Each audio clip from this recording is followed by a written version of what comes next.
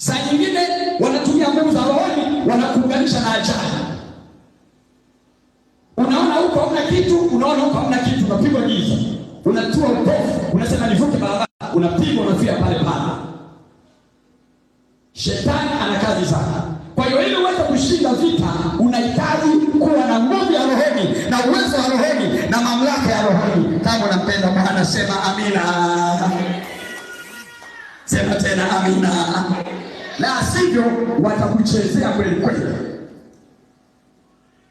Hakuna jambo linakuzuia wewe, hakuna jambo linaharibu maisha yako, ni nguvu za giza peke yake. Ndio maana Yesu akasema kwa kusudi hili mwana wa Mungu alidhihirishwa ili azivunje kazi ya ibilisi. Na mchana wa leo kila kazi ya ibilisi itavunjika, kila kazi ya kishetani itavunjika. Piga leo, lazima Bwana wa majeshi, Mungu wa falme na mamlaka aonekane katika nguvu na uwezo na mamlaka. Kama mtu mmoja anampenda Yesu aseme amen. Haleluya, haleluya. Haleluya, haleluya. Wanaokuwazia mabaya hayatakupata. Kuna watu hata wakisikia wanatamani ungekuwa wewe ndio umekufa. Haki wa Mungu hapa. Haibiki wa Mungu hapa. Watatumia silaha zao zote. Kwa maana Mungu anasema kila silaha itakayofanyika juu yako haitafanikiwa. Na kila ulimi utakayoinuka juu yako katika hukumu, Mungu atahukumu kwa. Kama unampenda Yesu tena sema amina. Sema tena amina.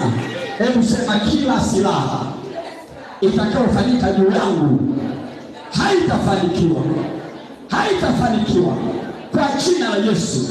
Silaha ya uchawi, silaha ya uganga, silaha ya maneno, uzushi na unafiki havitafanikiwa kwa damu ya Yesu.